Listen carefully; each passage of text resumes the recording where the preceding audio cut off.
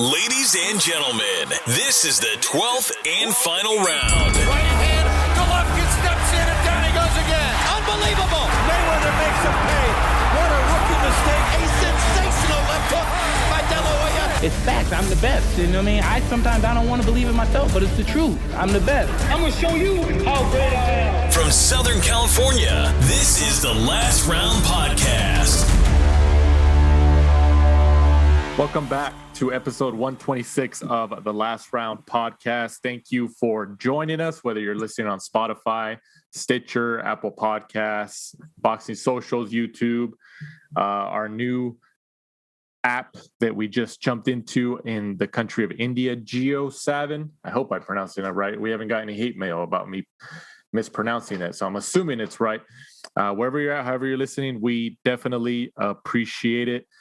This week, coming off a big weekend in the, I guess I could call it sports and entertainment. We'll definitely jump into to that whole situation with the whole Triller Fight Club and what kind of event that was this past Saturday. But this week, helping us review this past weekend's fights and sports and entertainment events, if you will, he's a member of the Boxing Writers Association of America, a member of the International Boxing Research Organization. He's a writer, voice actor. He also runs the boxing Twitter account called Boxing History. You may have seen some of his work in the past on Bad Left Hook, The Guardian, Boxing Scene, Boxing Monthly, The Fight City. He's been all over the place. Boxing fans definitely know who he is. I'm sure you've seen a lot of his tweets over the years, especially the Boxing History tweets, because there's a lot of people who probably don't even know that you run that account, but you do. Patrick Connor joins us this week on the Last Round. Thank you very much for joining us. Yeah, gentlemen, thanks so much for having me. I appreciate it. Definitely. We appreciate you taking the time out of your busy schedule to join us here. Kind of jumping right into it. Before, obviously, everybody wants us to talk about the Triller event since that one was getting the most traction the last couple of days. But we're going to start with this past Saturday, the 17th of April, from the Seminole Hard Rock and Casino in Florida on DAZN. Demetrius Andrade retains his middleweight crown with the 12-round unanimous decision win over Liam Williams. Patrick, just right off the bat, what do you think about this matchup, and where does Andrade go from here? I think Demetrius Andrade, he is badly in need of, in my opinion, a really strong showing.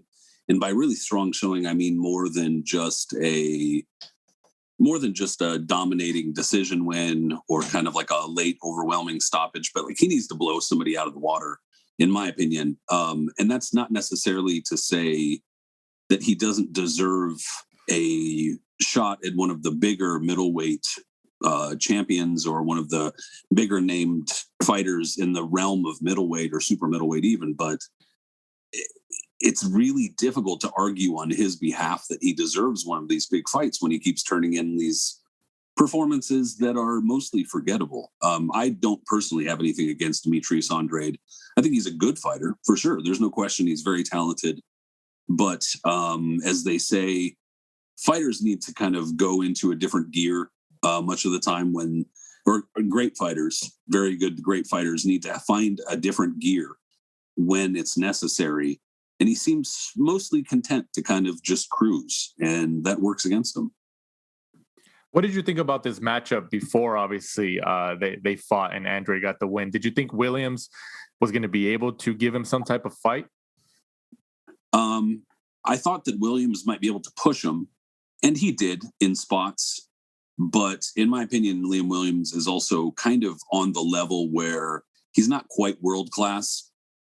He's not that far from it, but he's not quite world class. And so in my opinion, he's the kind of guy that a true world class fighter is probably going to demonstrate that they're on a different level. And that's kind of what I mean, is that Demetrius Andrade seemed to be on a different level than Liam Williams, but in spots it almost seemed like he was content to not really go to a different level. You know, like I said, content to cruise.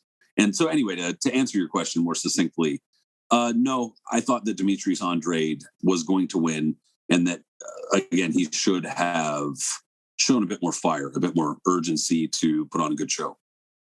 you mentioned that he needs, a big opponent with a high profile, like obviously like a Canelo. Everybody wants a Canelo, or even a Triple G at 160 pounds. He needs somebody across the ring from him to be able to show what his skills are, to really make some type of statement. But obviously, boxing fans know that he's been having trouble getting these guys in the ring.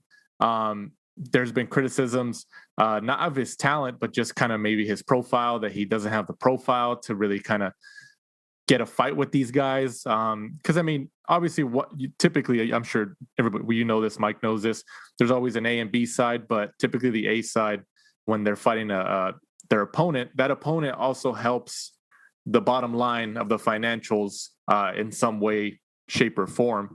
And the criticism with Andrade is that he doesn't really move the needle too much from the financial standpoint. What's your take on that, and how does he get out of that, general hole? Well, I think that putting on a really explosive performance would be probably the best way to do that, generally speaking. But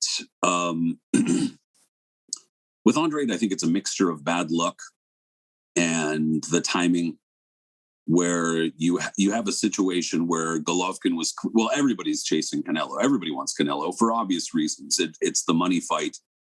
And Golovkin, for a few years, seemed to have the best argument to get that fight. And then he finally got that fight and wound up kind of chasing that fight. He's still chasing a rubber match or a third fight. And rightfully so. Even if he had lost both fights by knockout, he'd still be chasing a third fight just because of the money it brings. But you have this gravitational force in Canelo. Everybody's got their eyes turned toward him.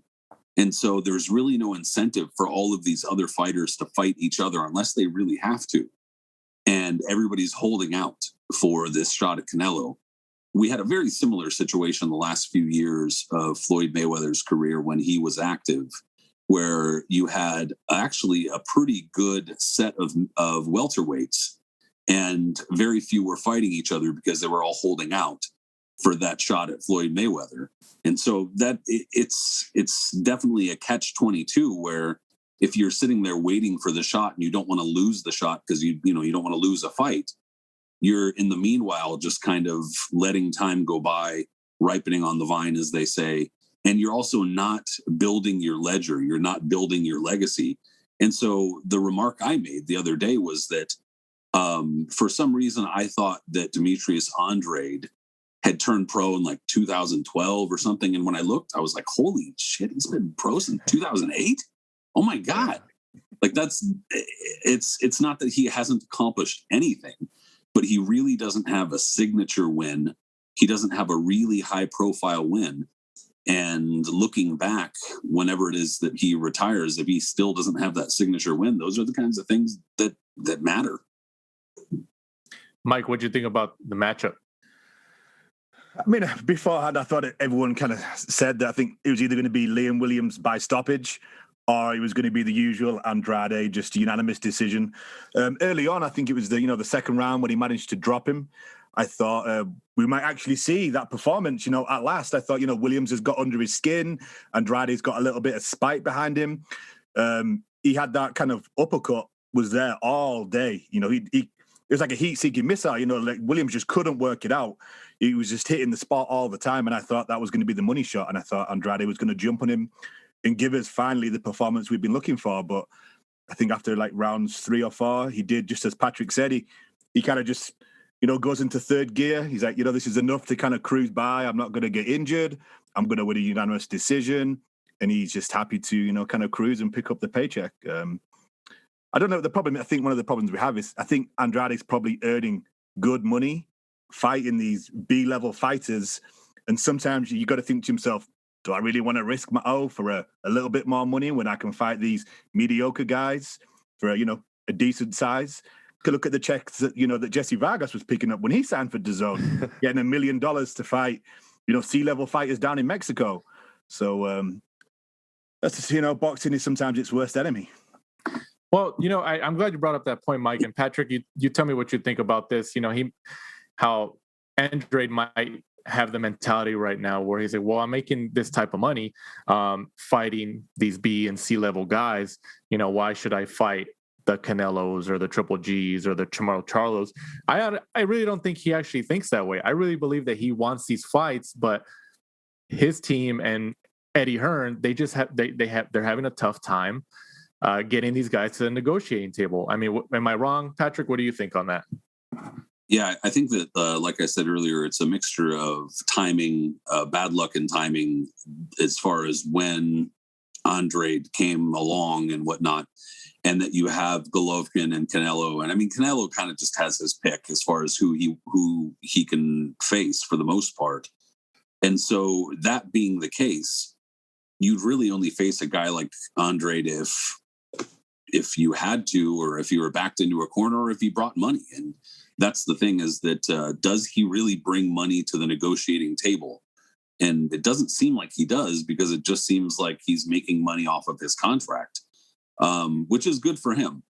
For the most part, the objective of just about any fighter should be to get paid as much as you possibly can and take as little punishment as you can in the process.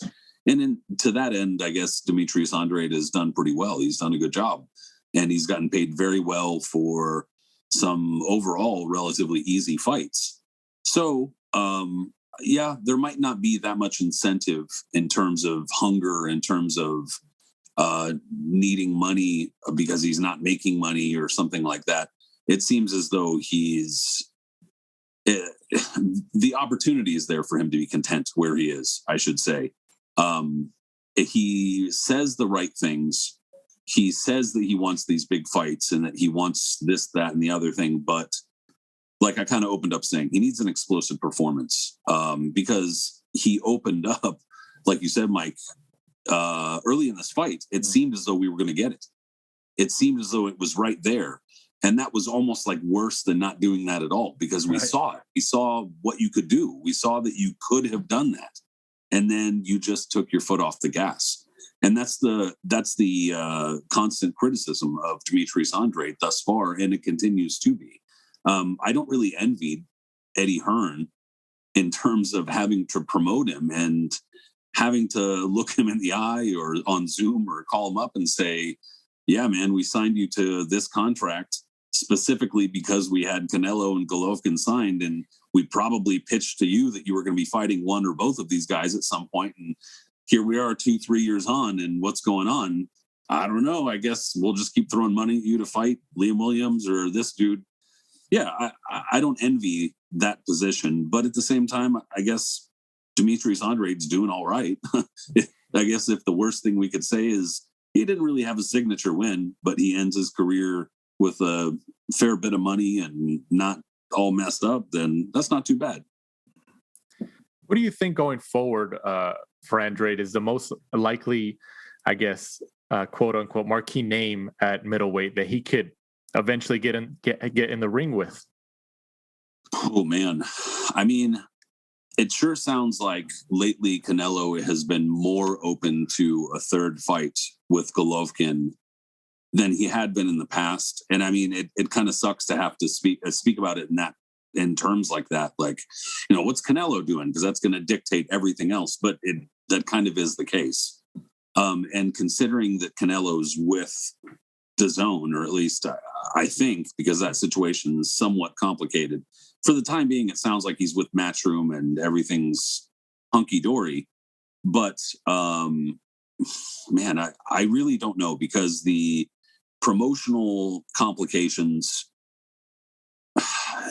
narrow the field as far as possible opponents.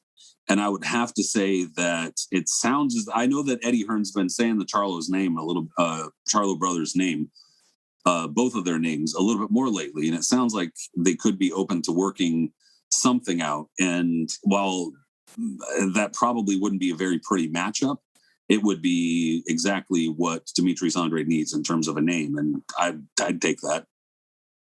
Barring any, I guess, exceptions in Andrade's contract with Matchroom and DAZN, do you think that it'd be more likely that Andrade goes to a Showtime or a Fox platform to fight a Charlo, or does Charlo go to DAZN?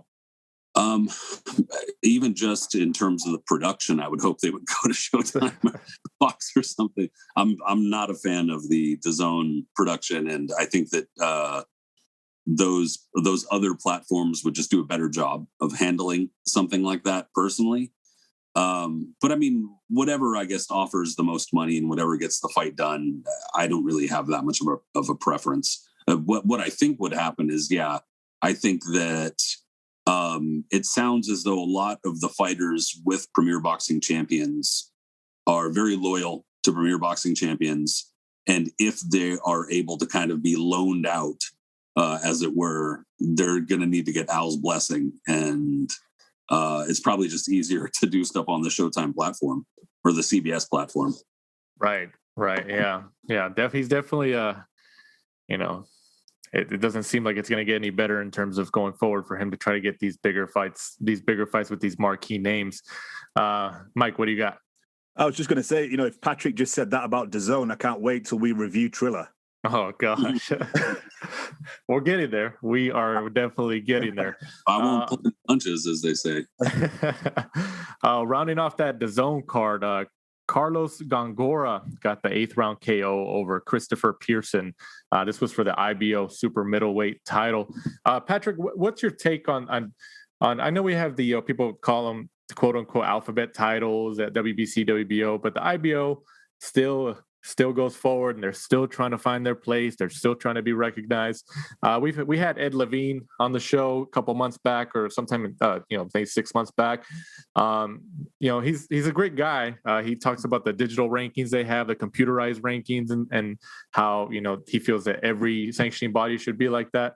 What's your take on the IBO and how they're trying to find their place in the sport? I think that kind of much like BoxRec's ranking system, they aim to take a lot of the human element out of the rankings. And by that, I mean, they generally plug in criteria into a computer and assign different kinds of wins, a point system and stuff like that. And then based on that point system, that's how people get ranked. And so I think that there's something to that. I think that there's something a little bit more objective to that than having to rely on most of these sanctioning organizations have rankings committees and things like that. And as we know, people can get bought. People can be swayed, influenced, and even if they're not outright bribed, what often happens is these sanctioning organizations, the WBC, for instance, winds up having these super swanky ass Cancun, banquets and whatever once a year. And they're like, well, we're a nonprofit organization. We're not in for the money. I don't know. Somebody's paying for that. I don't know who's paying for it. And nobody really seems to just be independently wealthy in this situation, but whatever. Point being, with IBO and with BoxRec, it seems to kind of take a little bit of that element out of the ranking situation. The problem is that you also wind up with some really absurd ass rankings sometimes that make zero sense just because of some technicality with this point system you're using. So generally speaking, I think the fewer belts you have, the better, just as a general rule. If there were a way for these organizations to kind of get together more often and rank each other's champions or something like that, so that it's not so difficult for them to unify, it wouldn't be as big a problem. But we already know that's not the case. And so, needless to say, there should be one champion per division. And so entering a whole bunch of new belts and organizations into the equation is just usually not a good idea. One belt to rule them all. Yeah. To bind them to the sanctioning fees. Right. Yeah, it's ridiculous. So Patrick, would you be in favor of a Dana White UFC model then, since that's been a topic in the past? Well, I hate to sit on the fence, but there are advantages to that system. We do see in the UFC specifically, it's not across the board because it's the UFC model, and Dana White seems to be kind of phasing himself out a little bit in recent months. He's kind of he at least appears to be taking a less active role in what's going on with the UFC, but he still can at just about any time step in and say, screw this, you're not getting your shot. So that's not very fun or fair or cool. But generally speaking, what happens is if a fighter deserves that shot, they get it. Even if it's just on the strength of fans whining about it, they sometimes respond to that kind of stuff. Yeah.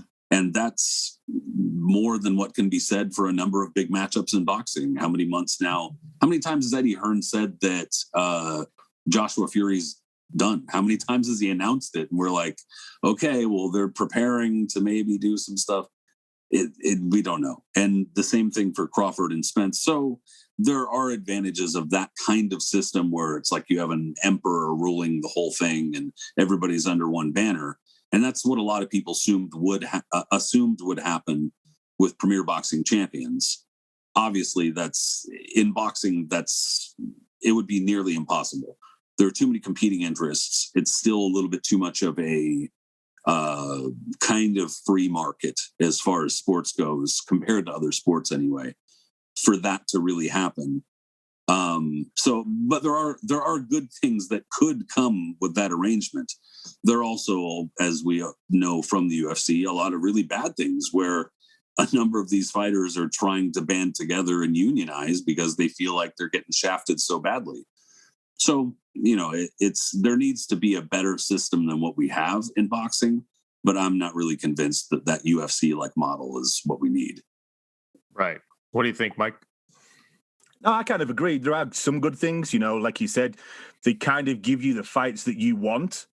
But then there are also times that, like Leon Edwards, for people that listen, he's kind of been the number one contender in that weight division for a while, but he doesn't really sell. He's British, where if you're Conor McGregor and you sell and you've done, I think he's 8 of the top 10 pay-per-views in the UFC are all Conor McGregor.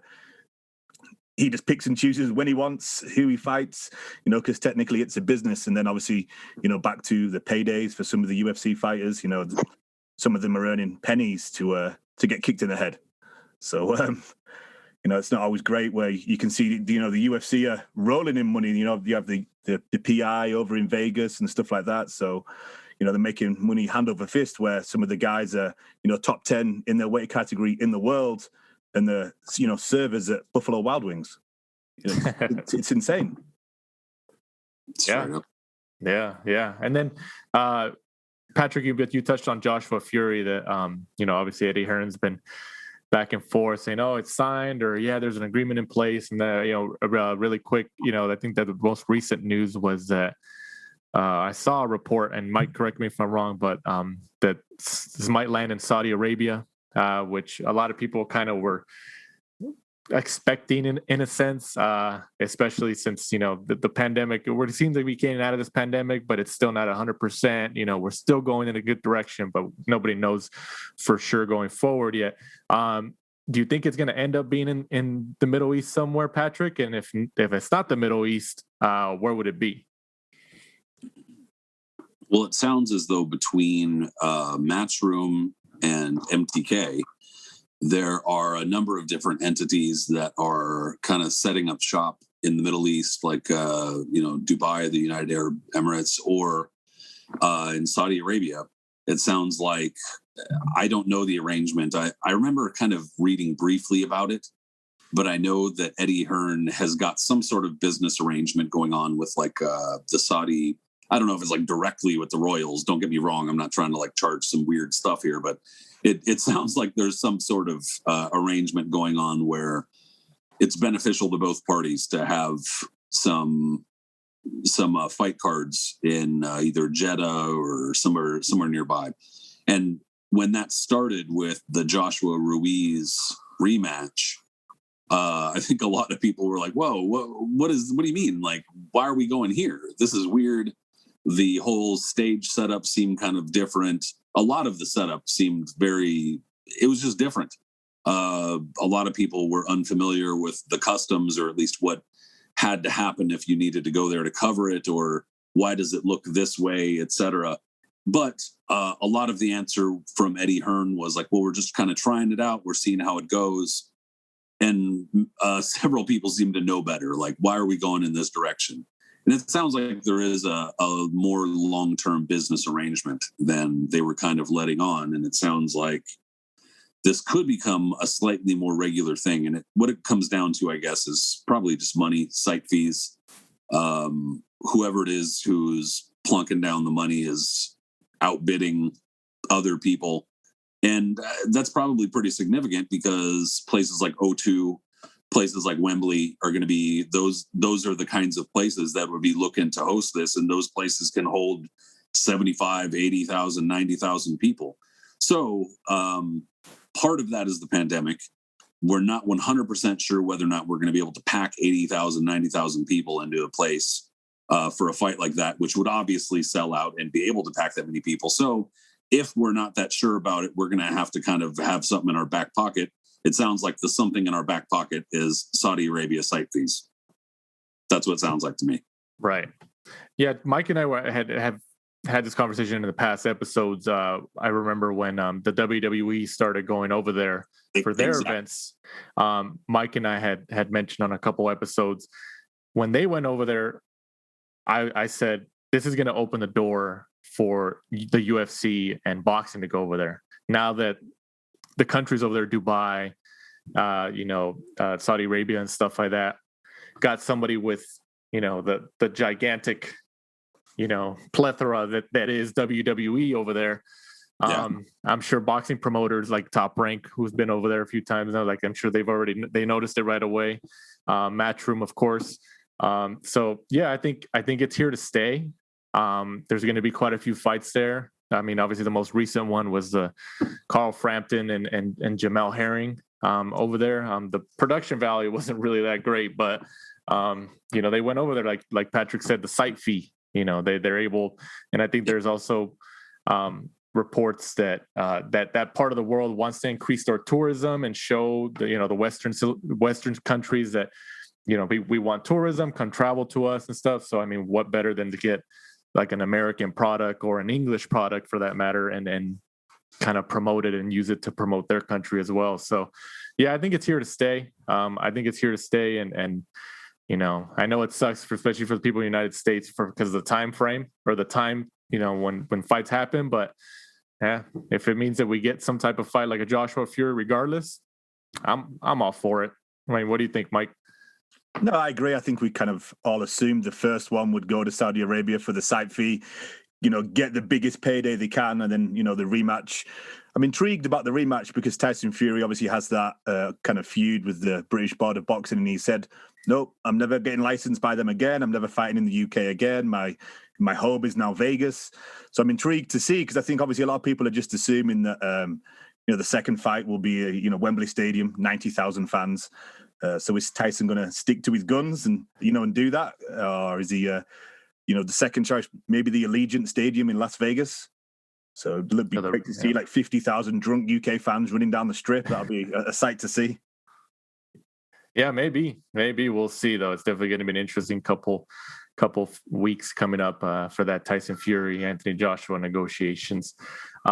Moving on to fight previews from the Shrine. Actually, no, one more review. I'm sorry about that. From the Shrine Exposition Center in downtown Los Angeles on Fox.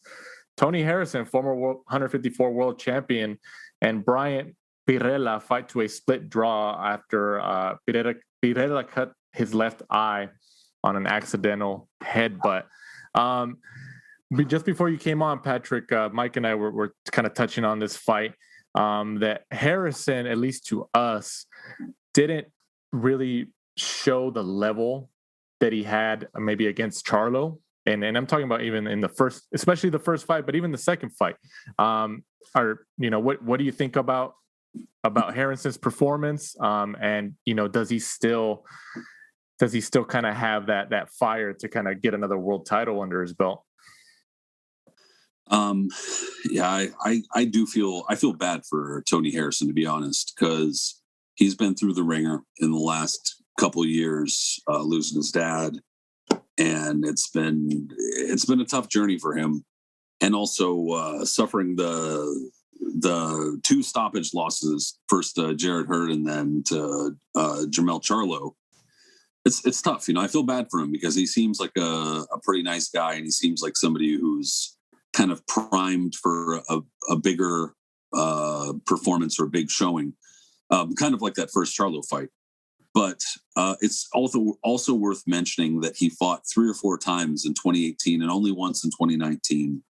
Didn't fight in 2020, and then here we are, 4 months into 2021, and that's his first fight. And I think inactivity's definitely hurt him here.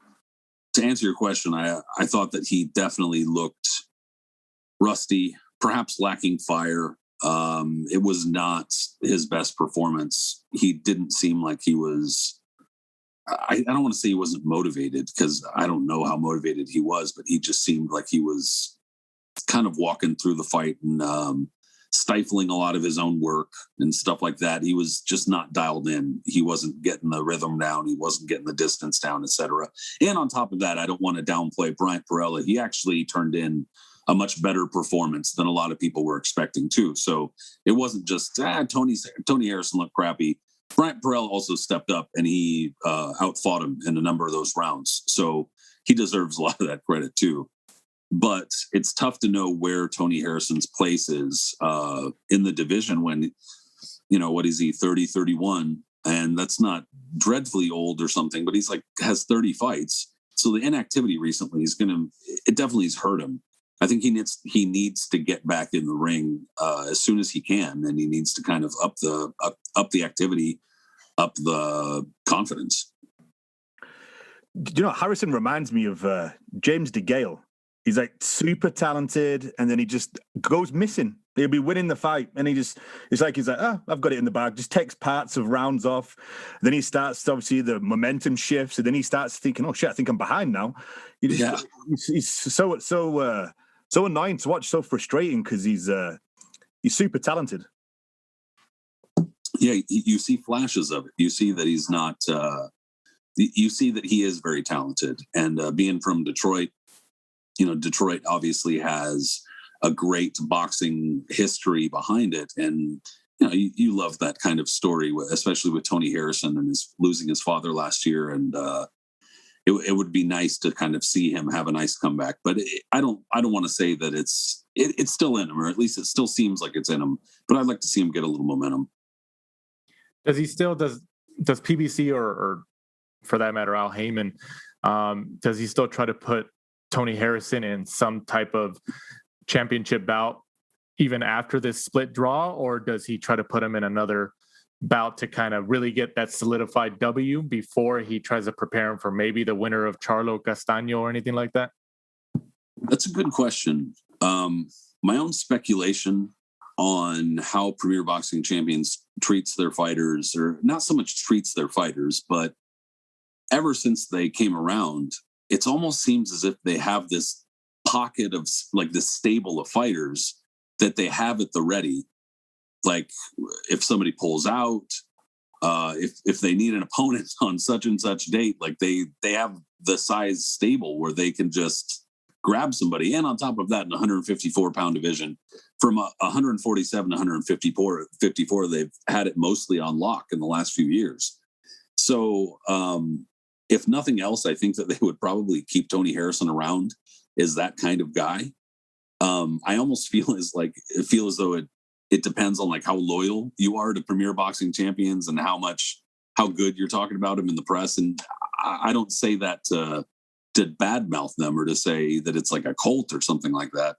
It's that it's clear that these fighters are encouraged to be very enthusiastic about being with Premier Boxing Champions. Some fighters are outwardly more enthusiastic than others. A lot of those fighters who are outwardly enthusiastic seem to get a lot of the good opportunities. And perhaps that's kind of like a self-feeding thing. Of course you're going to be enthusiastic because you're getting the opportunities. And then since you're getting the opportunities, you're going to be, et cetera. But long story short, I think that Tony Harrison will probably, they don't seem to axe too many fighters all that often. So they'll probably keep him around. And I don't want to talk like he's some, toss around fighter or something like that. He's still very good. And it's not like he's ruined or anything. He's still got some I think he still has some time, but the landscape from 154 to 160 pounds is that's what needs to shake out. I don't know where he figures in. What about a potential matchup, Patrick? Somebody who's said, in interviews and on camera interviews, and so has his dad, that he's likely going to move to 154 is Danny Swift Garcia. That it's a little bit, it's getting pretty difficult to make 147. Both him and his dad, as I mentioned, have said that they're probably going to move to 154. What do you think about a matchup between Garcia and Harrison in the future? Well, I hope he doesn't consider cutting off that toe to make 140. I'm kidding. Don't do that. I always forget about his toe. That's true. I totally forget about it. But he wears it like a badge of honor. Yeah, totally throw off his balance. No, I think that Danny Garcia is another one of those fighters where he's almost kind of like John Ruiz from years back, not in style really, but in that he's underrated because he's aggravating. A lot of people don't like him. A lot of people don't like Angel Garcia, and it's totally understandable. He's just kind of a goober, and his dad's kind of a jerk. So nobody really could be blamed for just not liking him for that reason alone. A number of his bigger matchups, though, he's fallen just short, and even in some of the fights that he's won, he's seemed to fall short.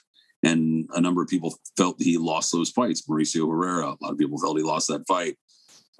Peterson, etc., or maybe it was Zab Judah. Can't remember. A number of these fights, people were just kind of nonplussed or unimpressed with his performance.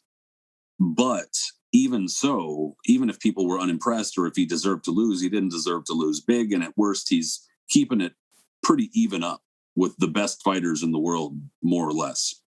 So it's it's a funky case because you look at his ledger and it's like you don't know where to put him. He's got a couple of really good wins, but a number of really close fights too. That being said, if he does move to 154 pounds, I'm not sure. His power didn't carry up with him to 147 pounds quite as much as 140. Many people would have liked. He was definitely a one-punch banger at 140. At 147, he could hurt you, but he wasn't putting you out. At 154, it's a pretty good leap from 147 to 154, and I think that would be pretty tough for him to do. But Tony Harrison's the kind of guy that if you are going to 154 pounds and you're planning on making a sincere title run, then you should be expected to get past Tony Harrison. Right. Yeah, I'm definitely I was kind of disappointed to see Harrison and Perrella go fight to some type of draw because the accidental headbutt.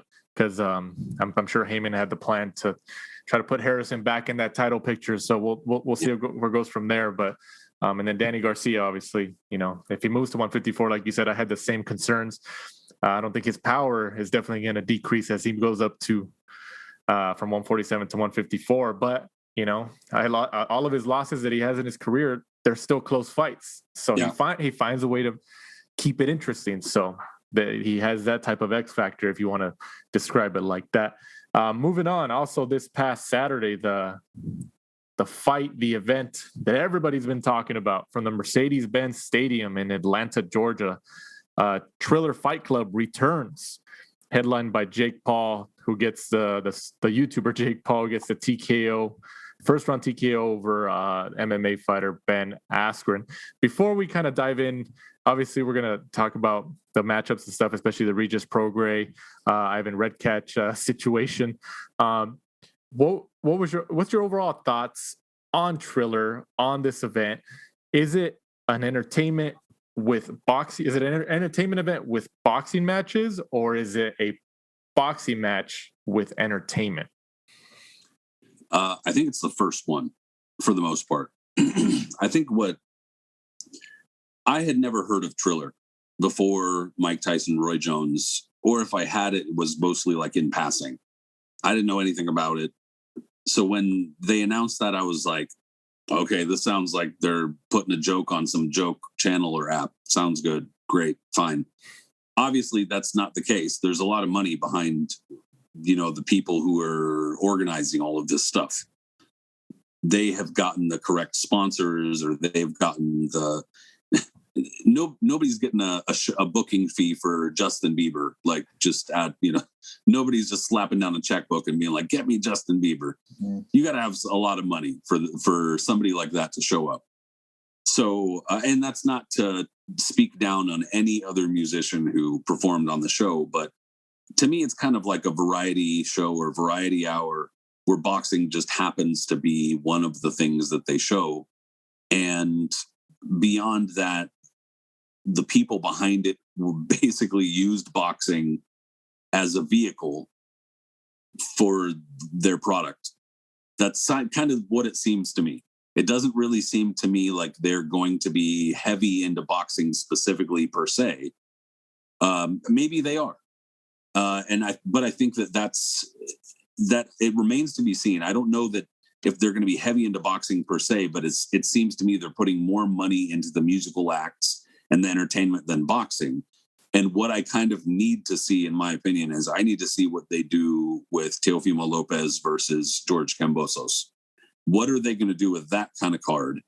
Because clearly that kind of fight, even though George Kambosos is not a big name, Teofimo Lopez is coming off a big performance and a big win, still a big name in boxing news and whatnot.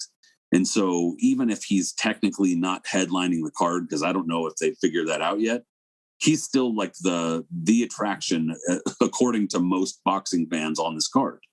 So how are they going to handle that? Are they going to handle it as that being the attraction?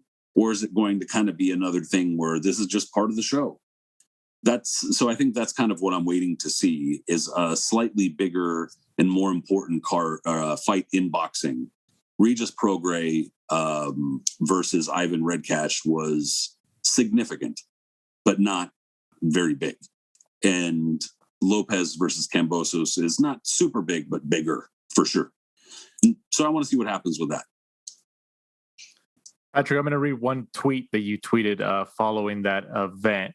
You put, quote, "Much of the boxing world response to Jake Paul, Askren, Triller, Snoop, and everything is a result of a misunderstanding of what boxing is, in my opinion. So many are quick to romanticize boxing and claim everyone who wears boxing gloves is a hero, a warrior. The thread continues, but just based off on that, can you kind of explain what you mean when you were thinking about that statement?" That's the kind of thing where I think that it kind of hits a weird tune for a lot of people when they hear that. A lot of boxing fans and pundits and writers and things like that, they hear something like that because they've heard for however long they've followed boxing, how harrowing it is and how, oh my God, it's so visceral and it's so exciting. And that's not to say that it's not any of these things. It's just that you hear that so often that you forget that, like, these are people. They're just people. The vast majority of the boxing that we're watching and paying attention to is like 1% of the sport. And it's easy to forget that. Right now, there are I don't know exactly how many active fighters, but 10,000 or something like that. Let's just throw a name out there and say it's 10,000. Of those 10,000, we're following 100 or something. We're following a very small percentage of fighters in the sport. The vast majority of fighters in the sport are nobodies, who are bricklayers, garbage men, women who work at the salon. I mean, whatever. They're just people. And are they any less heroic? Are they any less important than any of these other people who are pound for pound or anything? And it's like, you start posing those kinds of questions, and it gets uncomfortable because you've been told all of these things about how special fighters are. And newsflash, fighters are also pieces of shit. Fighters are also awful people sometimes.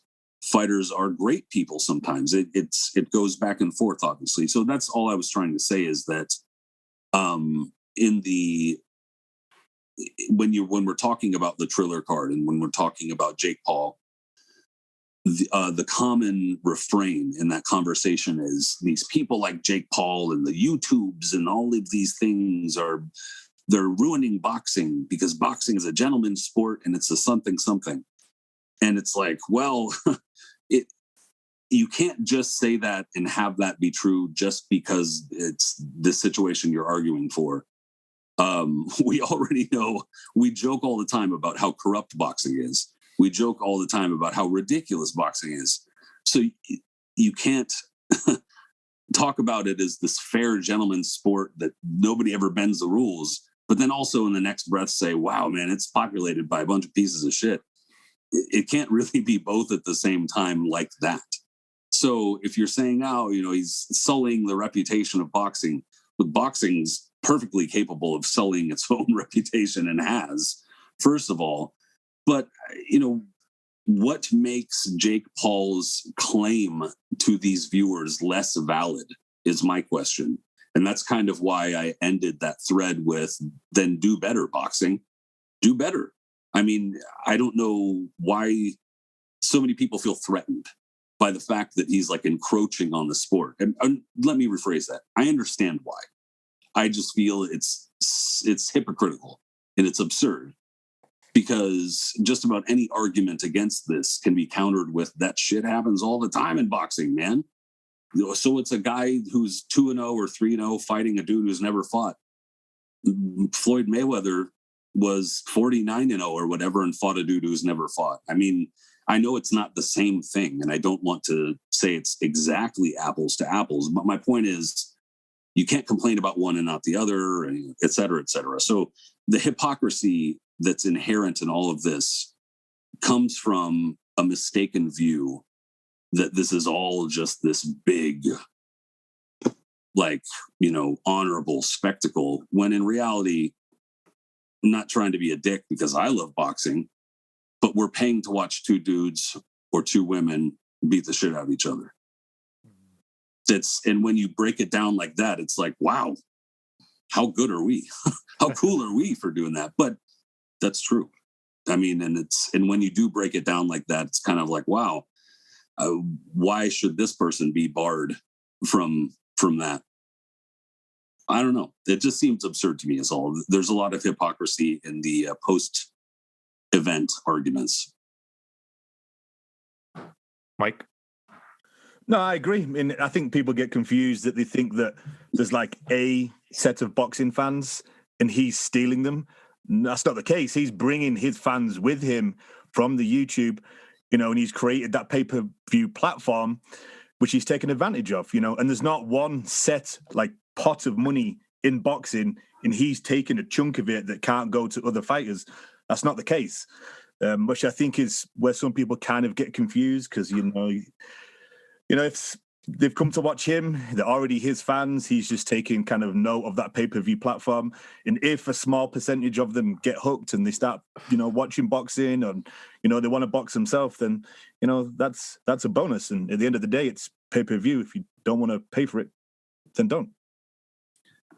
Patrick, do you think it's fair to compare the pay-per-view performance of an event like this to actual pure boxing pay-per-views in terms of the performances? Like I mentioned, do you think it's fair to compare, or is it apples and oranges? Well, it is kind of apples and oranges in the sense that it's not the same. And that kind of goes a little bit to what I was saying. It's what I was saying about the traditions of boxing and kind of how rigid it tends to be enters this conversation too, where, in my opinion, boxing could learn a lot of promotional and marketing kinds of things from what Triller is doing.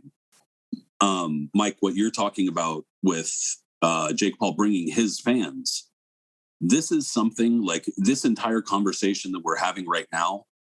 This is something that a lot of the people in boxing who have been around a long time, they're just going to skip right over. They don't give a shit.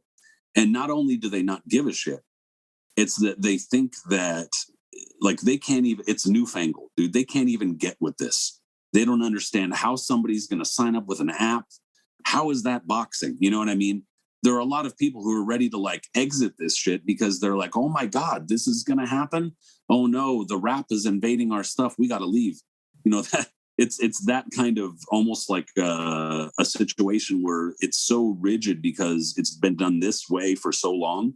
And so somebody's deviating from that formula and they're like, whoa, they're cussing during the broadcast. Why are they cussing during the broadcast? Because people cuss. I mean, it's because you're keeping up this stiff corporate environment that a lot of these other sports have adopted, the NFL, the NBA, where you have to do things a certain way. Whereas in those sports, a lot of those people, they get taken care of with pensions and stuff like that. But in boxing, you're on your own, dude. So what's all this conformity and informality for anyway? It's a little bit absurd. And so when you get into, like I said, people not being able to understand this conversation, that YouTube is its own like world. When like I'm luckily right at the age or the cusp where I understand it. I'm luckily not that old yet. I get that there's an entire lifestyle here that a lot of younger kids are really into. Me, I don't have the time to watch 2 hour long videos, like 3, 4, 5 times a week of just somebody looking at the camera. I don't have that time. Kids do, younger people do. And so they're into this stuff. This is a conversation that a lot of older people in boxing are like, wow, right over their head. They don't get it. And so Jake Paul's bringing his own fans, an entirely different demographic, an entirely different thing. This is not stealing fans from anybody. And in my opinion, if you're hearing about this event, watching it, whatever, and going, that's it, I'm done with boxing. How good a fan were you in the first place, man? Right. No, right. Yeah, I agree. It's definitely an interesting time with Triller kind of jumping into the boxing world per se. I guess, like I mentioned earlier, Jake Paul's TKO first win TKO over Ben-Askren. Even though some of our hardcore listeners might hate us talking about this matchup, what did you think about this matchup, Patrick? To be honest, since I follow MMA enough, I don't follow it nearly as closely as I follow boxing, but I follow it enough to know that Ben-Askren's a wrestler. He's a grappler. He's never been a striker. He's never a high-level striker, even in the UFC. And I don't mean to belittle striking in the UFC. It's just a different situation, different approach to striking. And the levels are like the judgment of the striking is different. A good punch in the UFC or in MMA is totally different from what a textbook or a good punch in boxing would be considered. That being said, the result should have been expected, really. A lot of people looked at it and they said, well, Ben-Askren's a fighter. He's been fighting for X amount of years, and Jake Paul's not. So therefore, Ben-Askren should win. But I understand that. I'm not saying those people are dumb, but it's two different approaches. And on top of that, you have a guy in Jake Paul who has the funds to pay for good training, to pay for constant training, to get in very good shape, to basically get the best training money could buy. And Ben-Askren wasn't really in that boat. He clearly did not show up in the same kind of shape. The result just really shouldn't have been that big a surprise. And obviously, it wasn't the same kind of fight in terms of the level of athletes, but just like Mayweather-McGregor shouldn't have been a surprise. It's two different sports. It's, that's just how it is. And so there are going to be outliers and examples. And one that everybody always likes to bring up when the old boxing versus MMA debate is Ray Mercer once knocked out, former UFC champion Tim Sylvia, like whatever that was, like 2009 or something like that. Okay, that happened once. That's the one time it happened, you guys. There have been 90 other examples where the boxer just got taken down and pounded out. Similarly, the MMA guy goes into a boxing ring, he gets his ears taken off. It's just how it goes. So, yeah, I understand also the backlash that you might get from your hardcore fans talking about it, but also it was an event, and a lot of people are talking about it, and it moves the needle. Yeah, I agree. I thought Jake Paul was going to win after you saw, Ben-Askren kind of shadowboxing and doing pads and stuff like that. You can see he was so slow, very rigid. The fact that he didn't really whip himself into shape. I think the fact that he just got offered a his highest ever payday as well, to pretty much just sell his name to the ledger. That's a really good point. He's just one of those guys at the end of his career. He's like, I'll just sell my name to Jake Paul's resume, and he goes home. He's pretty much retired anyway. So it'd just be interesting to see kind of where he goes from this. Are we actually ever going to see him get in there, with like a boxer? And I know there's talk of him fighting, Tyson Fury's younger brother in Tommy Fury. But I can't really see that going ahead. Tommy has a good fan base, but he also is a bit of a boxer, so I don't see Jake Paul actually, risking it in there with him. But Patrick, I was going to ask, what did you think of the production and also Oscar De La Hoya's performance? Oh man, I think, like I said earlier, I think boxing has a lot of things that it could potentially learn from how they're putting together these Triller shows. I know a lot of people are very resistant to change in boxing, and the idea of putting on a musical performance, for instance, in the middle of a boxing show, even now, like that's not that foreign. A number of promoters do stuff like that, and that's not that crazy. I've seen that before live a number of times. It doesn't bother me, but a lot of people are like, "Okay, get to the fights. What is this?"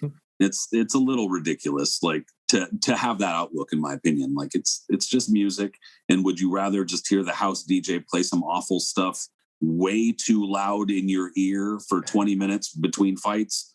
No, a live musical performance is better.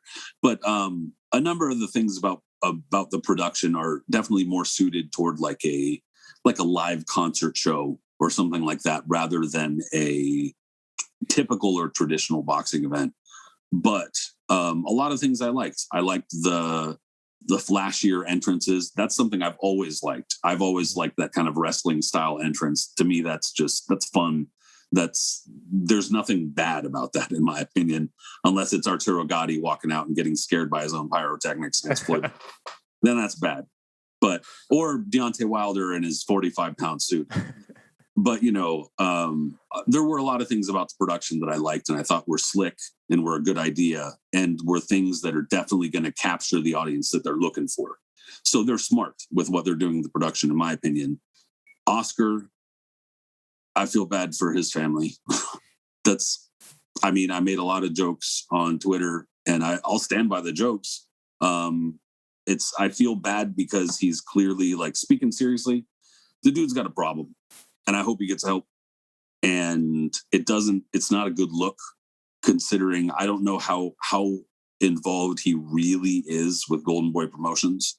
He might not be that involved at all. He might be more of kind of like a figurehead, but the impression is that he's involved.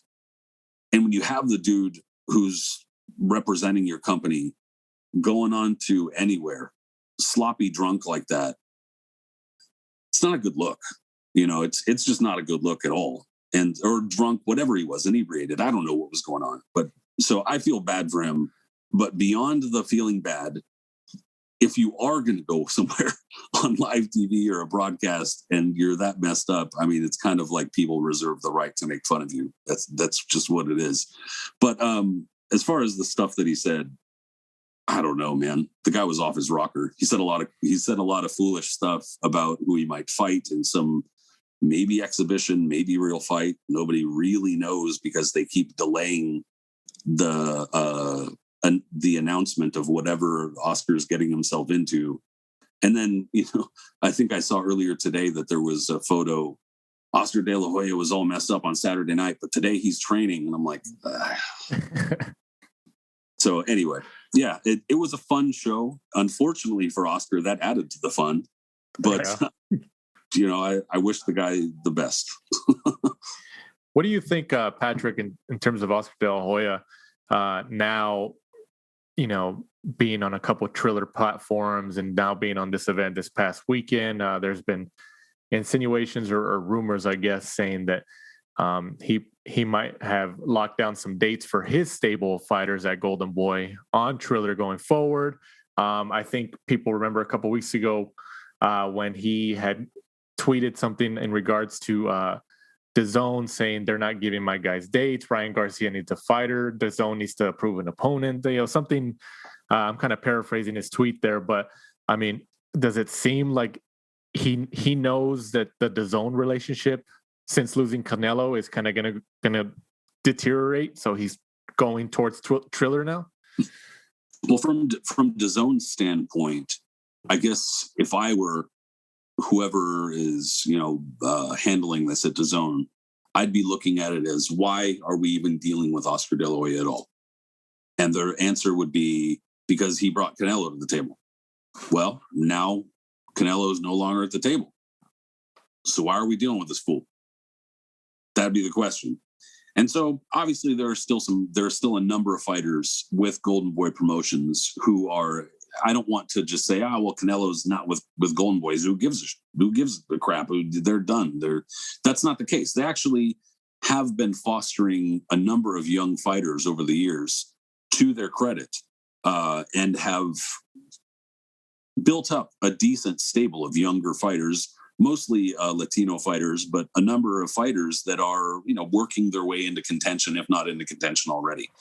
So the problem with Oscar, and this kind of unfortunately bleeds into his performance on Saturday night, is that he's prone to popping off on social media and saying some, stuff that perhaps he shouldn't be saying in terms of business. And so you kind of are left to not really know whether he's serious or not about some of this stuff, or if he's just kind of inebriated and saying stuff he shouldn't be saying, like, for real. And I mean, I'm not trying to make a joke. That's serious. If you're going to be doing business and part of your business is kind of like negotiating through press, or at least it's seen that way, and you're getting messed up and popping off on social media, that's not good. And your investors ain't going to be happy.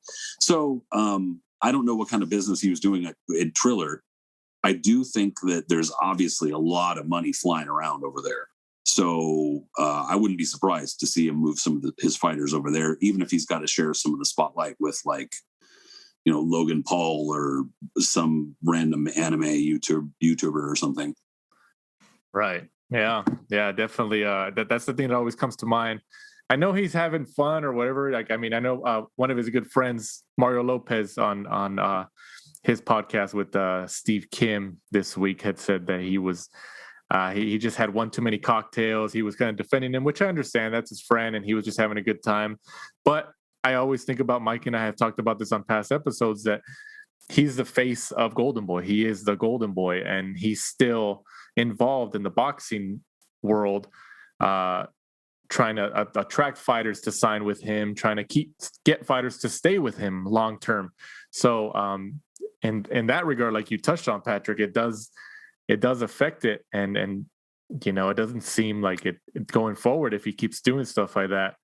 Nobody says you can't have fun, but you got to think about the PR standpoint of everything too when you're representing such a prominent company like his. But I agree 100%. Right. And then moving on to I guess the real fight, even though there was kind of some type of acting going on in the conclusion of this fight. Former 140-pound world champion Regis Prograis gets the 26th win of his career, as he gets to the recently changed TKO, 6-round TKO over Navarrete-Diaz. So Redkach didn't, I guess, acted for, and I'm describing it pretty accurately. I believe that he got hit below the belt, went out on a stretcher on his back, selling it, taking a term from professional wrestling. He sold it. What'd you think about that whole conclusion? And are you glad that it was changed to a TKO for Regis Prograis? Well, I mean, I guess it kind of reinforces what I was saying earlier about the kind of myth that every fighter who steps into the ring, regardless of whatever happens, is a true hero, warrior, something. Because, I mean, and that's not to say that there is no bravery. Every time somebody steps in the ring, there is bravery. That's tough, I mean, last time I did it, I was a teenager, but even so, I remember it's nerve-wracking. It's terrifying. But even so, the guy clearly got hit with, like, Regis Prograis' wrist on his hip. Like, if that. It wasn't even really a very solid connection. And the dude went down like he was shot. So it's just kind of also supremely ironic that so many people are whining about Jake Paul and what he's doing to boxing when the real fight on the card ended like that. That is boxing. And so that's kind of the funny thing, is that there's no honor, man. Sometimes there is, but there's no like widespread across the board honor. There are going to be fighters who are going to be doing whatever they can do to get out of fights, and they don't want to fight. The dude gets hit on their hip with a thing and I'm out of here. Come on, man. There's like 9 television cameras around. Everybody's going to see that. You're not getting away with it. So he wanted out. And on some level, I guess I kind of feel bad for him, because the dude is going to be taking a beating on social media for a while. But even so, he kind of deserves it, man. That's lame. Mike, what'd you think? I was kind of surprised, because I always thought Ivan Redkach was a bit of a nutcase. I thought he was going to tough through that. He was going to be like, let's go. No? It wasn't that long ago. It was him and Gervonta Davis. Davis was posting some sparring videos, and Redkach was kind of taking a bit of a beating then, but he was taking some hard shots. He was kind of carrying on, and I thought he was more kind of that way inclined, too brave for his own good. I didn't think he was he was losing the fight. Prograis looked okay. He was better than Redkach, but it definitely wasn't, Prograis in his, one of his better performances. It'd be interesting to see where Prograis goes from here. 140, 147. I think he'd kind of be too small for 147, but maybe he just needs to kind of knuckle down and diet a little bit better to go back down to 140. Interesting to see. He's still only got that one loss to Josh Taylor, one of those fights where he actually came out looking good in that fight, kind of won a lot of fans over in Britain, so he still has that name. He still looks like he's chasing that Adrian Broner payday, fight that I would like to see. I don't know whether Broner would take it. I think he's kind of looking for as many soft touches as he can, some easy paydays from Uncle Espinoza. So interesting. Yeah, absolutely. I like Prograis, though. Prograis been on the show before. We interviewed him at the StubHub Center following an event. So, I'm a fan of the guy. I'm looking forward to see if he goes to welterweight or if he stays at 140. Because I think this fight, he weighed maybe 143, 144. It was somewhere like a catch weight of some sort. So Broner, we'll see. Just whatever Broner walks in at, that's the weight. The Broner rate. Yeah. As we round off the show here, Patrick, going up into fight previews this upcoming Saturday, the 24th of April, from the Silver Spurs Arena in Kissimmee, Florida. Florida getting all the fights on ESPN. For the WBO featherweight world title, Emmanuel Navarrete, 32-1, goes up against Christopher Diaz, 26-2. What do you think about this matchup, Patrick? Well, I think that it's, first of all, I've kind of been, I've had a little bit of with ESPN and their boxing schedule. It's really up and down. And I guess Bob Arum said it was going to be. And late in 2020, he said, all right, well, you guys, we're not really doing much until April because we gave you such a good end of the year in 2020, which admittedly they did. They closed the year very strong. So, it's good to see them opening up, or at least, for the most part, opening up the warmer season. That's kind of when the fights really start to come about. It does kind of go into a little bit of a snooze for a few months, boxing. They say it's not a seasonable sport. It's 420, guys. What do you want me to do? They say it's not a seasonal sport, but it kind of is. It does shut down a little bit during the winter sometimes. So it's nice to see them opening up with a fairly strong fight on ESPN. I don't really know that much about Chris Diaz, to be honest, but I know that Emmanuel Navarrete is a really hard-hitting featherweight. He's a guy that you definitely need to be keeping your eye on. So, yeah, it's a fight I'm looking forward to. Mike, what do you think? Good fight. Navarrete, since winning, kind of burst on the scene December 2018. Since then, he's 7-0, 5 title defenses, all by stoppage.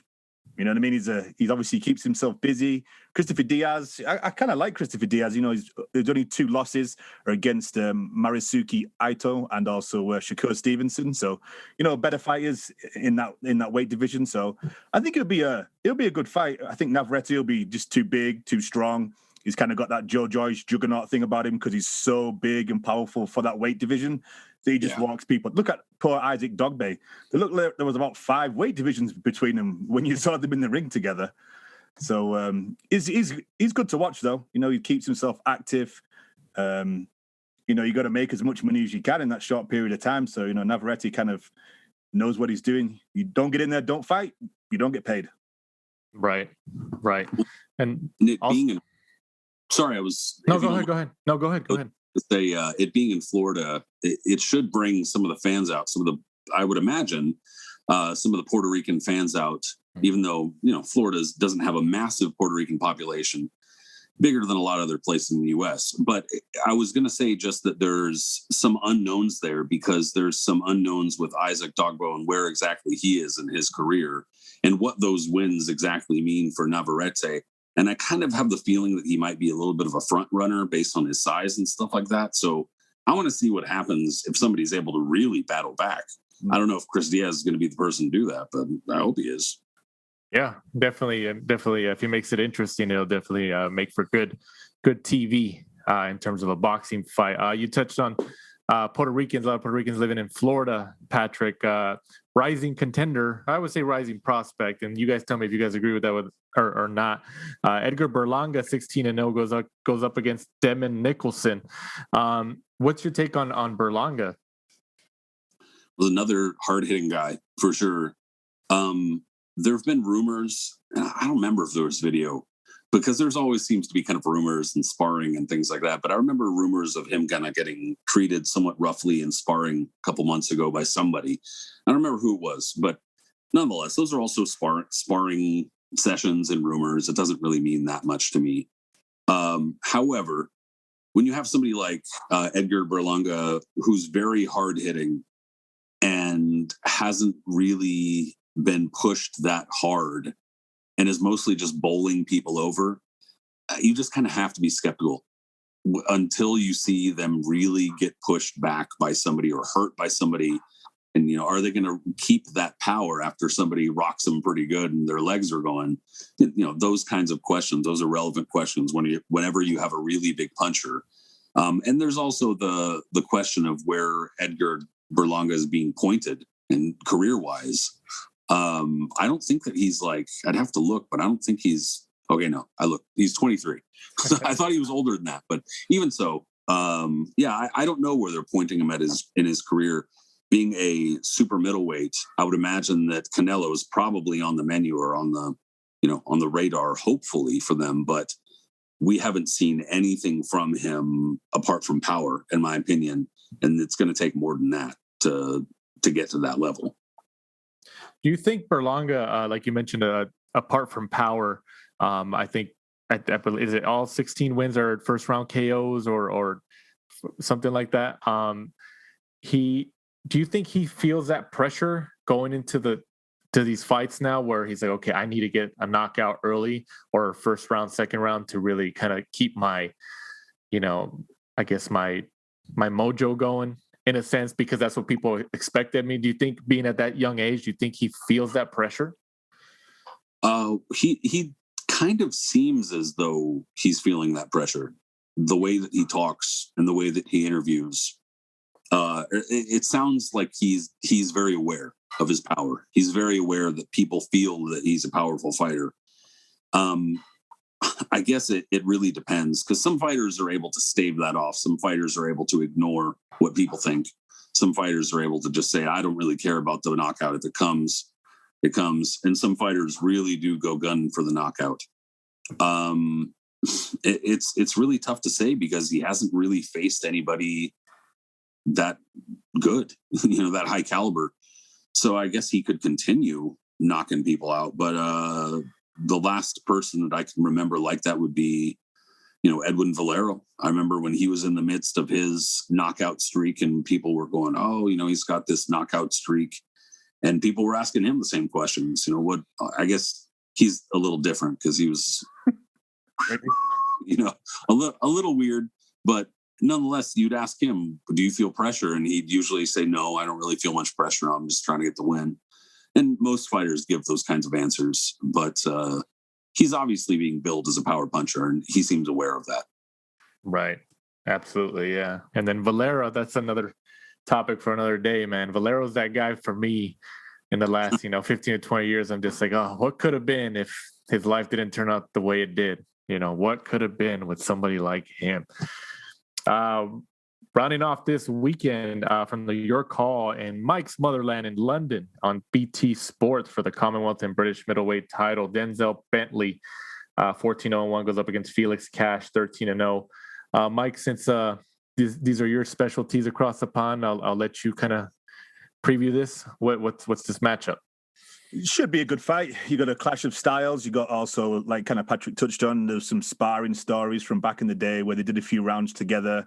They ended up rolling around on the floor because ended up going too hard, and then I believe they even ended up having a little fight in the street afterwards. So there's a little bit of heat there, which should make for a good matchup. Denzel Bentley's bringing in the British middleweight title. Cash is bringing in the Commonwealth, so they've got one title each. Should be good. Early for us in the over here in the US. It's probably about 11, 12 o'clock. And normally the Frank Warren shows are on ESPN Plus. So hopefully, we can catch it. Patrick, do you catch a lot of the fights across the pond in the UK? When I can, yeah, I definitely do. And I enjoy the atmosphere. I enjoy the enthusiasm. It's definitely, there's more kind of permeation of boxing culture. And from my view, in the UK than there is here. There's more like more fighters are household names in the UK than they are here, I should say. And I can appreciate that. I think that's pretty cool that there's a lot of enthusiasm for boxing, not just at high levels, but also in the amateur level in the UK. And I was going to say, as far as this matchup, it's for the Commonwealth and the British middleweight title. There's a lot of history behind that title. Dave McAteer, Dave Sands, and a lot of those, some of these guys are not British. They're Australian, of course, but for the Empire title, Nigel Benn, Tony Simpson, a number of fighters who have held that title. So it's not an insignificant fight in that regard. There's a lot of history behind a lot of the Commonwealth and British titles. So they unfortunately get dismissed by a lot of American fans.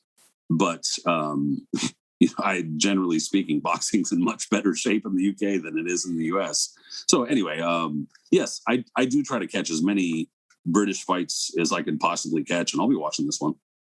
Patrick, I'm glad you kind of touched it because I was going to ask the question then is, the Commonwealth and, especially the British title are looked on, very highly over in the UK.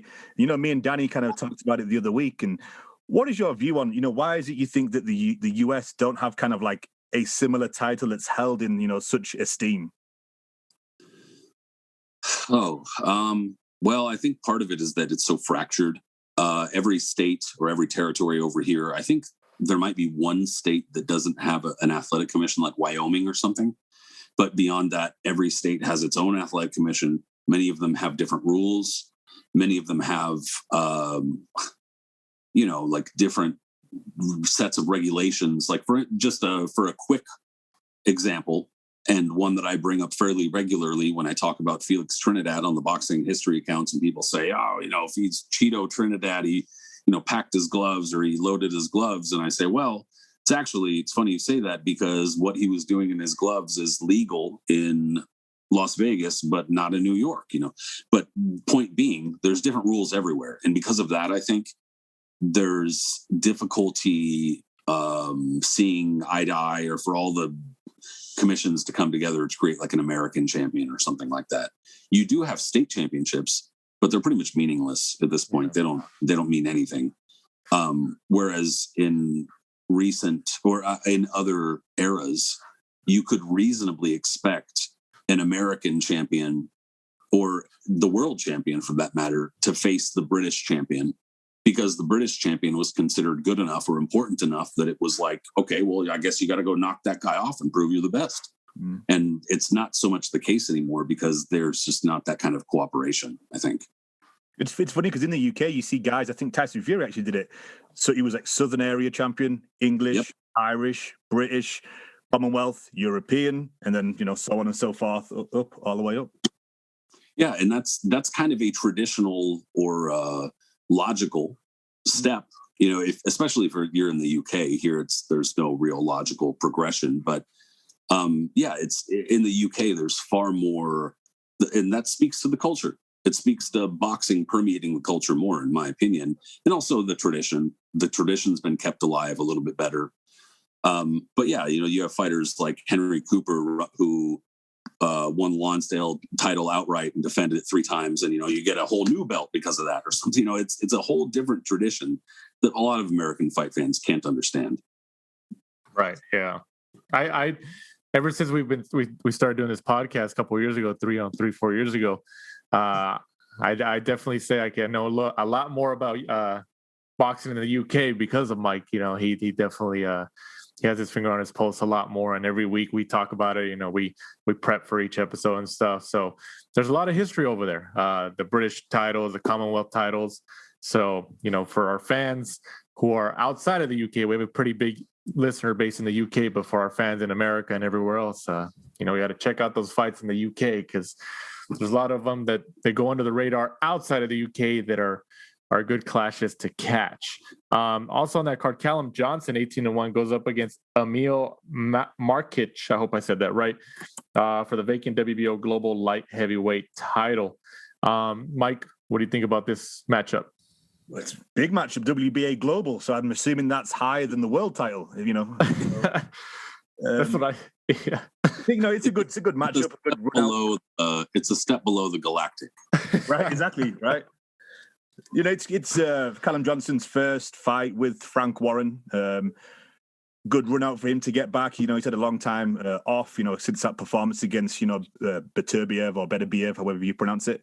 If you remember rightly, you go back, Callum actually dropped him, ended up losing that fight. But one of those matchups where he actually came out, actually looking better beforehand because, there's not many people that get in there and, perform well against Beterbiev. So, a fight that he should win, trying to position himself. I think he's already spoke about, trying to get a matchup with Joe Smith Jr.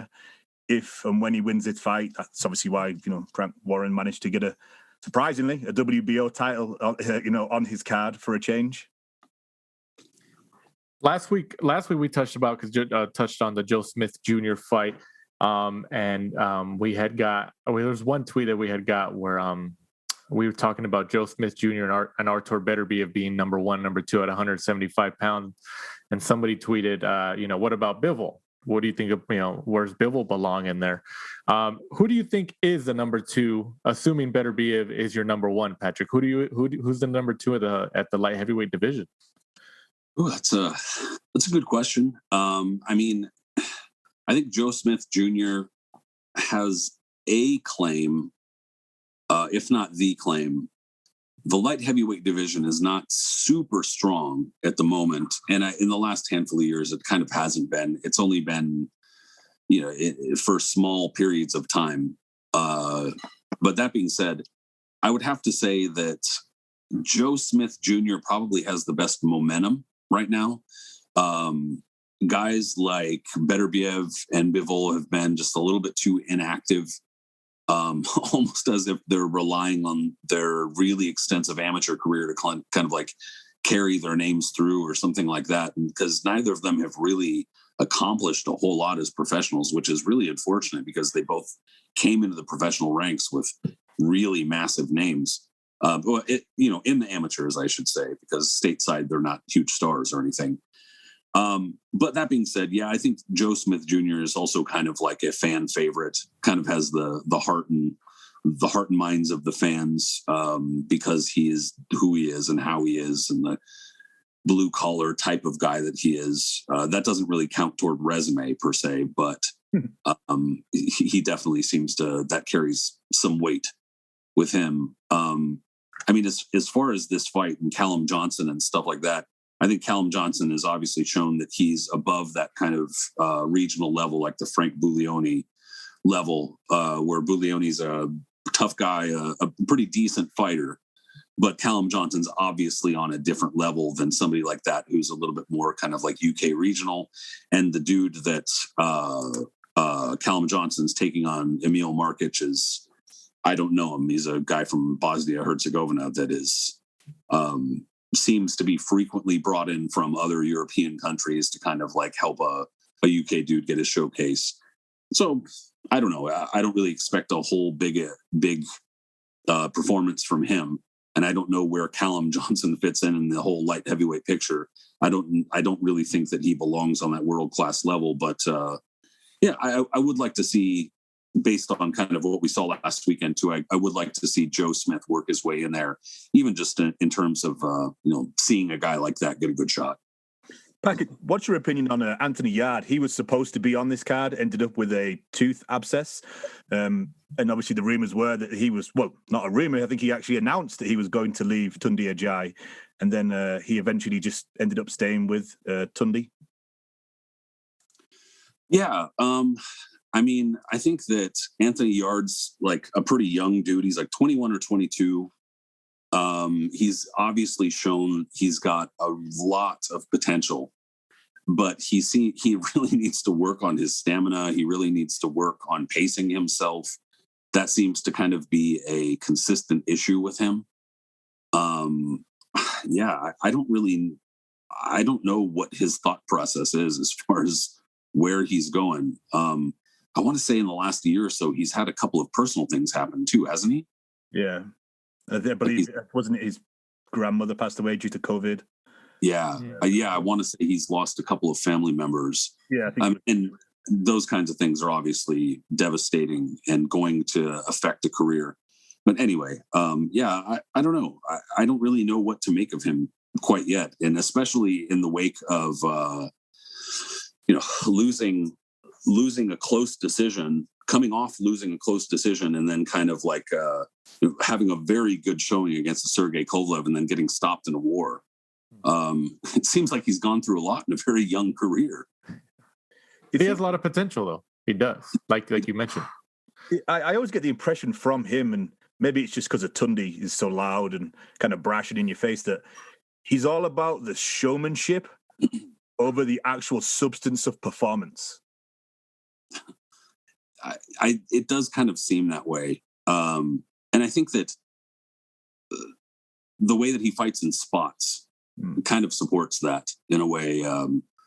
He seems very muscle bound. His neck is really small and wide. He seems like he needs to try a different approach or something like that. And I don't know that if you're 22, 23 years old, you've been a pro for a few years, obviously been fighting for a long time, I don't know how much he's going to actually change things up. They've got a lot to look at. Right. Before we cross the finish line on this week's episode of The Last Round, Patrick, you have a book coming out in August of 2021, a couple months away. It's called Shot at a Brothel, The Spectacular Demise of Oscar Ringo Bonavena. As I mentioned, scheduled to be released sometime in August 2021. Can you kind of give us a background on this book and what should boxing fans expect if they get it? Well, I appreciate you giving me a couple minutes to plug my book. It's actually been finished for a while, but there were a couple of unforeseen issues that came up that were just 100% out of my control, out of a lot of people's control. And then the pandemic hit and that pushed everything back. So it sucked because it definitely was a blow to my morale to get my book's release pushed back. But again, nothing we can do about it.